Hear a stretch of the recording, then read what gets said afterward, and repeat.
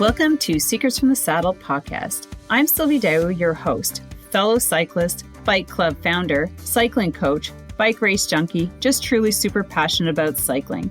My journey with cycling started 20 years ago when I opened a spin studio, started a women's race team, and founded a women's only cycling club called Cycle Fit Chicks. I'm super thrilled to reveal all aspects that make the world of cycling operate. I'm so excited to be able to bring you interesting people from around the world, pro cyclists, recreational cyclists, coaches, event organizers, bike shop owners, everything and everyone you need to know or ever wondered about when it comes to cycling. I know you'll enjoy this episode.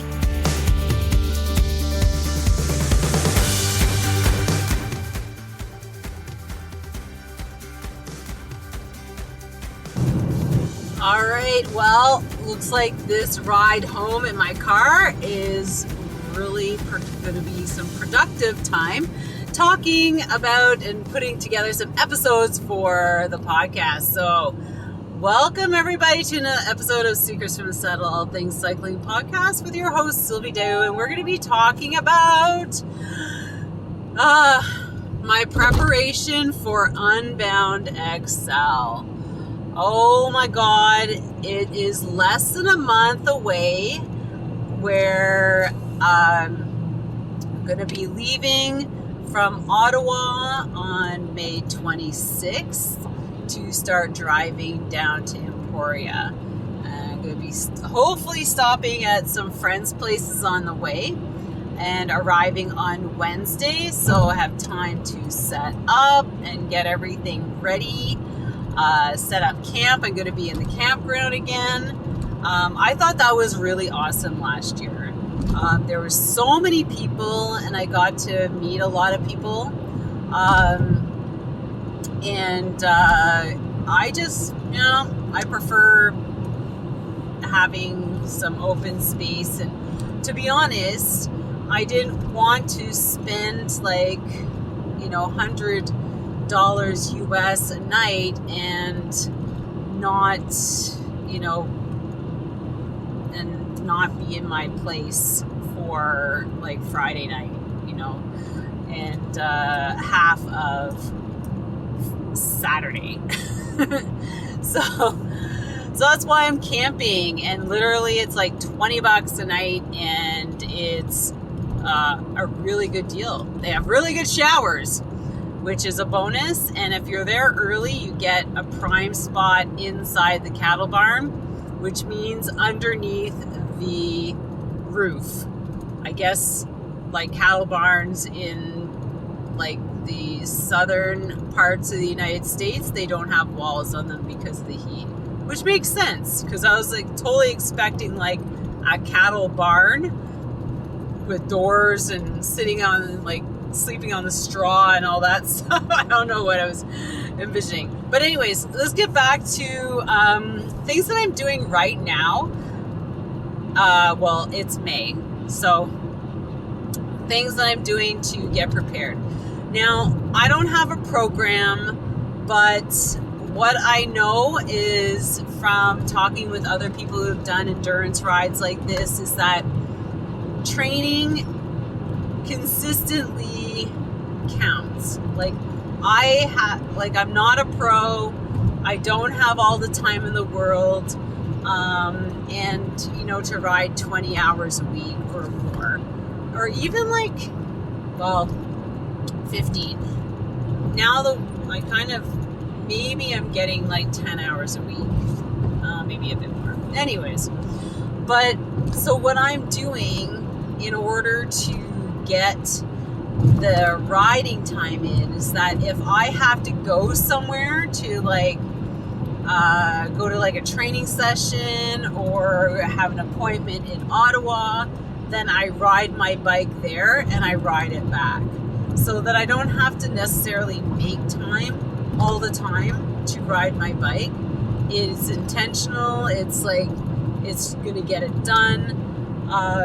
And sometimes these appointments finish they're more evening, and what's nice is that I can test my lighting system, which I still need to test I have to put my handlebars, my tri-bars back on the bike and set up one of my lights in between them because it doesn't swivel like one of my other ones, and test both of them. So it's going to be pretty important I'm going to have 3 lights. I'm going to have a headlamp, which is like a really high wattage, not high wattage, but like the amps are pretty high. And then I have 2 for my tri-bars that I'm going to be putting them on. So testing gear is basically like, by May you should have purchased all the gear that you're going to be using and putting on your bike. And now it's time to test it and make sure it works, like it's functional. Because last year, I'm switching things up from having a backpack to having just a camelback with like 2 to 3 liters in there, and then 2 1-liter bottles on my bike. So I'll have a total of 5 liters on me from the start. And I think that's going to be important because from what I hear, there's going to be fewer towns to go through, so it would mean that we need more water. We need to carry more water with us, which means we're gonna need to have more food. So having more places to carry food is going to be important. And yeah, so right now I have. I'm going to be riding like 4 to 5 times a week. Some in the evening, 2 events. I have one really long ride on Wednesday and one long ride on Saturday. So 100K rides. So I think, or I feel that these are going to get me as prepared as possible, like my legs, so that, because I've kind of worked it out that I need to continuously have like an over 20 average speed in order to finish on time.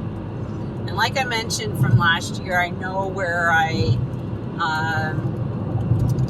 needed to improve on timing and just make sure that I am good. Like, I'm not going to have any foot problems and I'm not going to have any crotch problems, which those 2 together slow me down so much. And as much as I love my cargo bibs, I really need, after, like today I just did an event, like 112K training event. It was a race, but I used it as a training event. That I need to have shorts that I can pull down and go to the bathroom quickly. You know how bibs are like not having bibs. I mean, is not going to be an option, I think, because it's just I have to take everything off.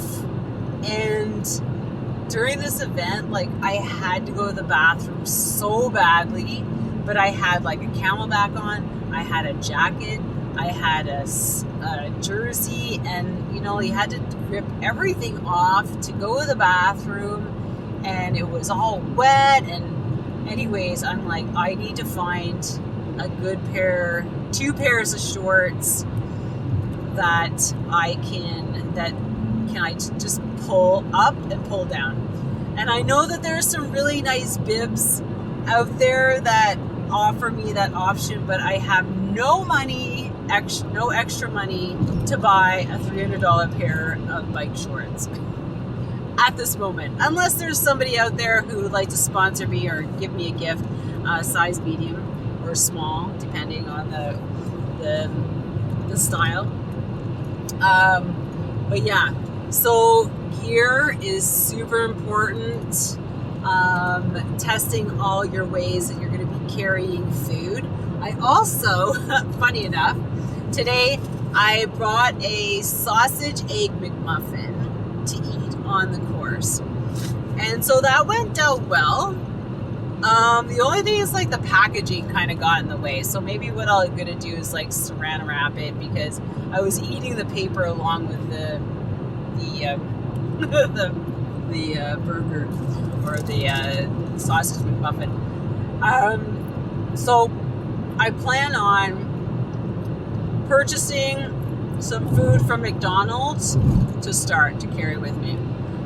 And I also want to find little baggies or some way that I can carry some sweets so that I can get at them.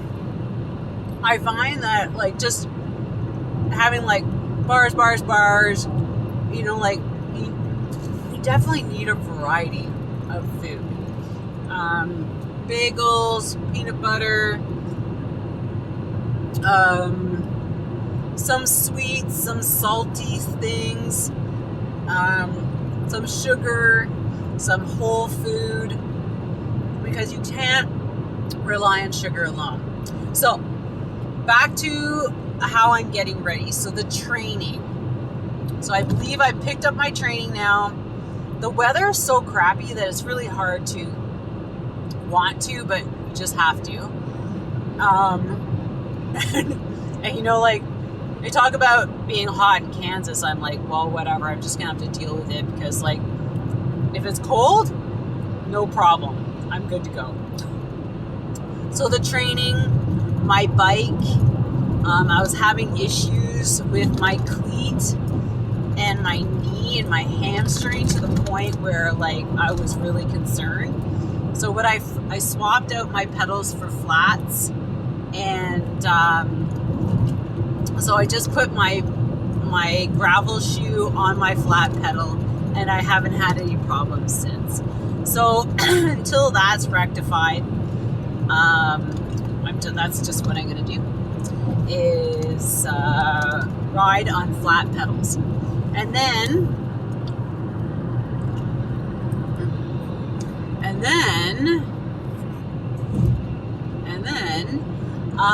so we have the training, so I'm getting that bike, and then the gear. So all your, like, everything you're going to be carrying. So I have an under the seat pack, and I can always put food in there. I'm trying out a different system for a under the top tube bag. Not sure I like that so much, because the zippers like starts from the bottom instead of the top, which is kind of weird. Maybe I have to flip around to the other side. Maybe that's it. Anyways, and that holds a lot of food. And then the top tube, my bag that carries my battery pack, all my tools. So I think my gear is pretty good. And then it's just making sure some more food, and then working on my mental toughness, because I've been kind of dipping down in the self-sabotage, self-worth kind of gray area, and it's kind of been taking hold on me. So I haven't been like super excited about training for this, and so I need to start getting excited about it, or it's going to be a strange event. I just can't go into this not being excited and ready and feeling like super confident that I'm going to finish it at all costs this time, like this time for sure, knowing what I know from last year. So yeah. So I hope that helps if you're doing long endurance events, or getting into these three areas, like your training, your bike, your gear, your food, your mental. So that's 5, are all on track and ready. Then you're good to go. And if you're going to do an endurance ride or an event this summer, I'd love to know what it is. because I am, I'd like to have more people on the podcast that are doing events. And also I'd love to interview more event organizers, because there's so many cool events happening. Plus, don't forget to sign up for our newsletter, or it's not really a newsletter, but it's a letter that it's email notification every time a podcast goes out, or you can put the notifications on your favorite podcast platform. That would be cool. We need to drive this podcast up to the top, because I hear that there is a cycling specific category in podcast world. So I would love to get this podcast top of that list. And also, if you didn't know, we're on YouTube. All these episodes end up there, and putting on that notifications and following helps the channel immensely. So thank you very much. Have yourself an amazing day, and don't forget to ride your bike and share your stories with me on your next endurance or your first endurance or a endurance event. Take care and have yourself an amazing day.